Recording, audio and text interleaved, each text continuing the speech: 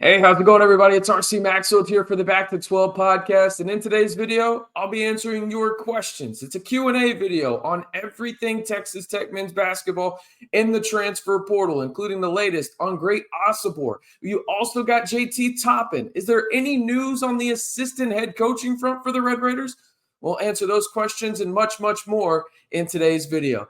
All right, but before we get into that, I can't thank y'all enough. We are 15 subs away at the time of this recording from 10,000. When I started this channel, I did not think I would get here. I thought maybe if I was lucky, I'd get to 5.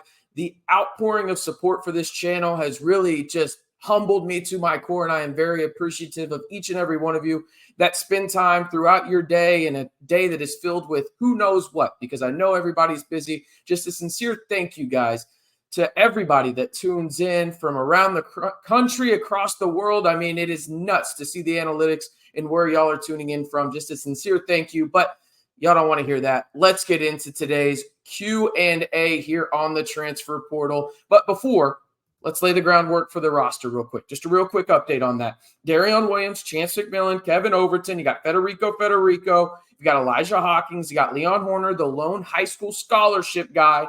At this point, you've got Kerwin Walton coming back, Devan Cambridge coming back, Eemeli Yalaho coming back, and then you have Jack Francis and Henderson Jr. The last two names that I mentioned there are both walk-ons. All right, enough of that, of laying the scene. Let's jump into this, and if I butcher your name, I apologize. And if you want to have your questions answered, drop them down in the comments for a future potential Q&A video here, maybe next week. We'll see what we can do. All right. We've got Ken Furman, 1972, this one from YouTube. Where is the Toppin update? Well, that's a really good question, and there really isn't one right now, and the main reason is this. He is scheduled to participate in the NBA Draft Combine, which starts on May 12th and runs through the 19th. He was one of the 60-some-odd players, I think there might have actually been closer to 75, that were invited to Chicago to really work out in front of multiple NBA scouts. But Toppin has been working out with Texas Tech walk-on Henderson Jr., who was also his former high school teammate and just so happens to be his best friend.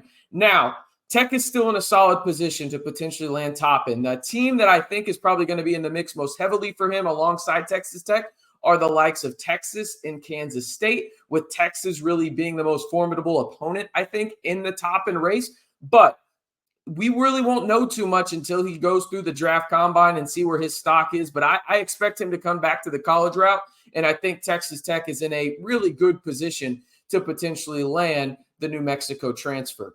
All right, let's jump into the next question here. This one from SBI. By the way, if you haven't joined the site over on SBI, you 100% should. It is the fastest growing community of Texas Tech fans on the internet today. I'll have the link down in the description and in the comments below if you want to get instant breaking news from Austin, Massey, Jacob Harris, and myself. And, well, join the fun community. Scarlet and Black Insider is the place to do it. All right, this one from Texas Tech Turtle over on SBI. Who's a transfer player who would have fit Tech, but they didn't pursue? I absolutely love this question, and two came to mind right away, and this is who it is. It's Layden Blocker from Arkansas, who transferred from Fayetteville up to Chicago to play for DePaul. The other one is Miro Little, who transferred from Baylor and just a couple of days ago actually committed to the Utes of Utah, so he will stay in the Big 12. Both have Texas Tech ties in terms of to the roster or the coaching staff. Layden Blocker actually played for Luke Barnwell up at Sunrise Christian in Kansas in high school. And then you look on the Little front, well, he's from Finland. We already know that there's two guys on the roster from Texas Tech from Finland, and Eemeli Yalaho, and then you've also got Fedi squared on the roster as well. So you could have just had basically the Finland national team almost. Just get Lauri Markkanen to have more eligibility. A joke. But those are the two guys that kind of stood out, mostly because I do think Texas Tech needs another guard on the team. The clear-cut number one primary ball handler on the roster is Elijah Hawkins. Nobody's going to debate that. But I would have liked these two guys as potential backup primary ball handlers on the squad. And, yeah, Texas Tech just didn't go after them. I will say this, though. You got to trust the ability that this staff has shown in terms of evaluating talent and getting guys on the roster that fit their skill set in terms of what they want to do, right? So I'm not judging or anything. It's just two guys that I think kind of stood out in Texas Tech not going after. All right, this from Ty Rogers, 1167. You can see it on your screen right there. Any update on backup coach for Smart? Well, outside of Ross Hodge and those rumors a couple weeks ago, which I think was just for it felt like mere hours, I don't think there's really been anything that's been substantial or really worth reporting or even mentioning on Scarlet and Black Insider or even here on the channel. For now, Texas Tech is focused on completing the roster. You remember when Dave Smart was added to the Texas Tech men's basketball coaching staff last year, the roster was complete. I would not be shocked if that's the route Grant McCasland and crew go in terms of let's focus on the roster, then we can go get a coach later in terms of the replacement of Dave Smart. And also, how about Dave Smart, huh? Having a hell of a portal class there at Pacific. He got two former Red Raiders on the squad in Lamar Washington and Elijah Fisher. I think he'll find some fish and steak out there. Anyway, then you've also got a former Texas Tech target in the high school ranks in Jazz Gardner, and he's also added another high-ranked guy in the portal. So shout out to Dave Smart. Fantastic job in the portal there. But in terms of Texas Tech replacing him, nothing close to imminent from what I'm hearing or anybody at SBI is hearing as well. All right, I'm not even going to try and pronounce this name because it's just a bunch of letters and numbers put together. But here we go. It's on your screen right there. Assuming Tech lands at least one of the three of White, Osobor, and Toppin, what's the plan for Walton? Is he moving to a 5 to 10 minute player? I struggle to see where he gets minutes from. I think this is a fantastic question. User, a bunch of letters and numbers put together. Kerwin will be in the rotation. I think Texas Tech learned something last year in the sense of, you think about it, when the season was coming to an end, Texas Tech was playing 7 guys, maybe 8. On a night where they needed it. But I think Kerwin is going to be firmly in the rotation. I think he's going to be locked into that backup 3 spot because I think Devan Cambridge will be more of a 5 and small ball 5. Excuse me, I can't speak.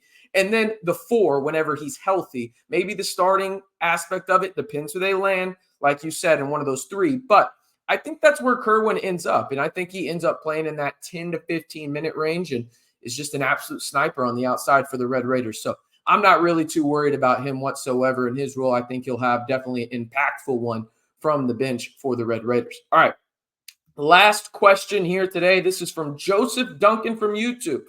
Who do you think we have the best shot to get next? All right, the 3 names. Let's just get it over with, right? You got Trazarien White, right? You got Great Osobor. I want to call him Grant because of Grant McCasland every time, but Great Osobor. And then you've got JT Toppin, okay? I think from a timeline perspective, you're going to know where Gio goes first, okay, in terms of Great Osobor. Where does he go first? I think we're going to know that. He just finished his official visit to Washington about 24 hours ago, and he is going to make a decision, you would think, and Texas Tech is included in that, and from Louisville all the way to Washington or Texas Tech. But it sounds like it's going to be between Washington and Texas Tech from a lot of national beat writers and reporters on that front. Now, from the White perspective, in the sense of where could he potentially go, he canceled his visit to Kansas State, okay? And he only visited Texas Tech and TCU, and it sounds like he is going to make his official announcement after the 15th or on the 15th because he wants to focus on his studies and finals, which is very commendable. When it comes to JT Toppin, due to the NBA draft, like we talked about earlier, he's going through the combine process.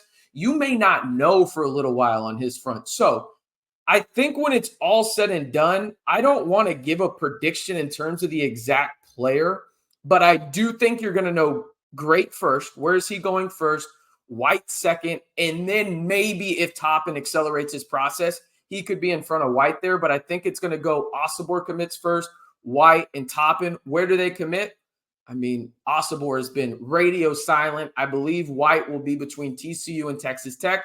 And JT Toppin, as I mentioned earlier, I think you're going to see Kansas State in the mix. I think you're going to see Texas try and throw a couple of bags at him. But I think Texas Tech and the relationships and the money that they can offer him will be firmly in that mix and definitely up there. And in tomorrow's video, we'll be talking about the latest portal transfer, another guy in the NBA draft combine process, and he would be an absolute bona fide impact stud. So if you stayed till the end of the video, good for you on that front. You got that little tidbit. If you haven't already, be sure to like the video, hit that subscribe button, and turn on that notification bell to join the largest group of Texas Tech fans on YouTube. Almost 10,000 strong. Y'all are unbelievable. I'm RC Maxfield. I'll be back tomorrow to, well, update you on the latest portal happenings for your Texas Tech Red Raiders right here on the Back to 12 podcast channel.